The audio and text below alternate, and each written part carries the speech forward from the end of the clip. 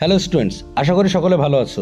তোমরা যারা এবছর একাদশ শ্রেণীতে সেমিস্টার 1-এর পরীক্ষার জন্য প্রস্তুতি নিচ্ছ, তোমরা যদি প্রত্যেকটা সাবজেক্টে সর্বোচ্চ নম্বর তুলতে চাও, তাহলে আজকের ভিডিওটি তোমাদের জন্য মোস্ট ইম্পর্টেন্ট। তো তোমরা যদি প্রত্যেকটি সাবজেক্টে সর্বোচ্চ নম্বর তুলতে চাও, তাহলে এই মুহূর্তে তোমাদের প্রথম ভাবতে হবে যে তোমরা যেটা ভাবছো যে তোমাদের হাতে এখনো অনেক সময় আছে, তোমাদের হাতে কিন্তু একেবারেই সময় নেই। তোমাদের মধ্যে যত মেধাই থাকুক না কেন, যদি তোমাদের মধ্যে সময়ের সদ্ব্যবহার করার মতো মেধা না থাকে, তাহলে তুমি কখনো তোমার মেধাকে কাজে লাগাতে পারবে না। সেই জন্য তোমাদের প্রথমে জানা উচিত যে তোমাদের সামনে আর কতদিন সময় আছে। যদি তোমরা ভালো করে হিসাব করে দেখো, সর্বসাকুল্যে তোমাদের হাতে সময় আছে মাত্র 50 দিন। মাত্র 50 দিন সময় আছে তোমাদের হাতে। তোমরা যদি 4 সাবজেক্ট মিলে ধরো, তাহলে তোমাদের সাবজেক্টের সংখ্যা 6টা। অর্থাৎ তোমরা যদি 50 দিনকে 6টা ভাগে ভাগ করো, তাহলে একটা সাবজেক্টের জন্য তোমাদের হাতে সময় আছে মাত্র 8 থেকে 10 দিন। অর্থাৎ তোমাদেরকে 8 থেকে 10 দিনের মধ্যে পরীক্ষার জন্য একটা সাবজেক্ট কমপ্লিট করতেই হবে। এখন তুমি যদি প্রত্যেক দিন 3 ঘন্টা করে পড়ো, তাহলে একটা সাবজেক্ট পড়ার জন্য তুমি সময় পাবে মাত্র 25 থেকে 30 ঘন্টা। ইয়েস, যদি তুমি আজ থেকে পড়ো 3 ঘন্টা করে, তাহলে একটা সাবজেক্ট পড়ার জন্য তুমি সময় পাবে মাত্র 25 থেকে 30 ঘন্টা। এই 25 থেকে 30 ঘন্টা তুমি যদি ঠিকঠাকভাবে ব্যবহার করতে পারো, অর্থাৎ তুমি যদি মনোযোগ সহকারে পড়াশুনোটা করতে পারো, তাহলে কিন্তু প্রত্যেকটা সাবজেক্ট তুমি 8 থেকে 10 দিনের মধ্যে কমপ্লিট করতে পারবে। সেক্ষেত্রে কিন্তু তুমি প্রত্যেকটা সাবজেক্টের সর্বোচ্চ নম্বর তুলতে পারবে।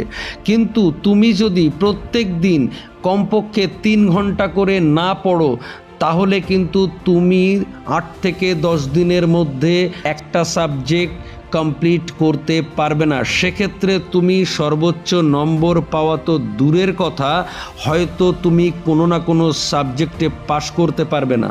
সেই জন্য তোমাদেরকে সাবধান করে দিচ্ছি।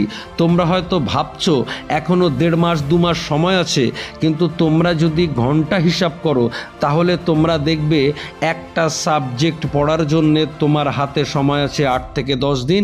যদি 3 ঘন্টা করে ডেলি পড়ো, তাহলে তোমাদের হাতে সময় আছে মাত্র 25 থেকে 30 ঘন্টা একটা সাবজেক্ট পড়ার জন্য। একটা কথা মাথায় রেখো, জীবনে অনেক সময় নষ্ট করেছো এবং পরবর্তীকালে তুমি আরও অনেক সময় পাবে, কিন্তু এই মুহূর্তে সেমিস্টার 1-এর পরীক্ষার আগে যে কটা দিন তোমার হাতে আছে, সেই কটা দিন তুমি যদি ঠিকঠাকভাবে কাজে লাগাতে না পারো, তাহলে কিন্তু ভালো রেজাল্ট করতে পারবে না। আর তুমি যদি ভালো রেজাল্ট করতে না পারো, কিংবা তুমি যদি সেমিস্টার 1-এ কোনো না কোনো সাবজেক্টে ফেল করো, তাহলে কিন্তু সেমিস্টার 2-তে আবার তোমাকে সেই সাবজেক্টগুলো পরীক্ষা দিতে হবে। সেক্ষেত্রে কিন্তু সেমিস্টার 2-তে পরীক্ষা দেওয়ার সময় তোমার চাপ বাড়বে।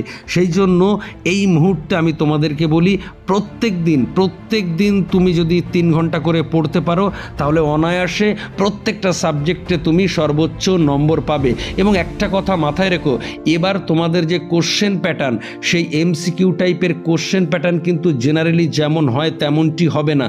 কমপক্ষে 7 থেকে 8 রকমের MCQ থাকবে। সেক্ষেত্রে তোমরা জানো তোমাদের 50% কোশ্চেন একটু সহজ হবে, 30% কোশ্চেন একটু কঠিন হবে, এবং 20% কোশ্চেন সব থেকে বেশি কঠিন হবে, যেখানে তোমাকে বিষয়গত জ্ঞান দেখা হবে, তোমার বৌদ্ধিক বিকাশ কতটা হয়েছে সেগুলো দেখা হবে। সেই জন্য এখনও তোমরা যদি গায়ে হাওয়া লাগিয়ে ঘুরে বেড়াও, যদি পরীক্ষার জন্য প্রিপারেশন নেওয়ার জন্য মনোযোগ সহকারে কমপক্ষে 3 ঘন্টা না পড়ো, তাহলে কিন্তু তোমরা কোনো অবস্থাতেই কোনো সাবজেক্টে ভালো নম্বর তুলতে পারবে না। সেই জন্য আমি তোমাদেরকে বলবো, এই মুহূর্তে তোমরা সাবধান হয়ে যাও এবং আজ থেকে 3 ঘন্টা করে প্রত্যেক দিন 3 ঘন্টা করে পড়াশুনো শুরু করো। এবং তোমরা টার্গেট করো 3 ঘন্টা না পড়ে তুমি রাত্রে খাওয়া দাওয়া করবে না। এবং আমি বিশ্বাস করি এই চ্যালেঞ্জ তোমরা নিতে পারবে, তোমরা এটা অবশ্যই করতে পারবে। তোমরা এটা করতে পারলেই মনে রেখো, পরীক্ষার হল থাকবে শুধুমাত্র তোমাদের জন্য, এবং তোমরা প্রত্যেকটা সাবজেক্টে সর্বোচ্চ নম্বর তুলতে পারবে। সকলে ভালো থাকো, সুস্থ থাকো, ধন্যবাদ।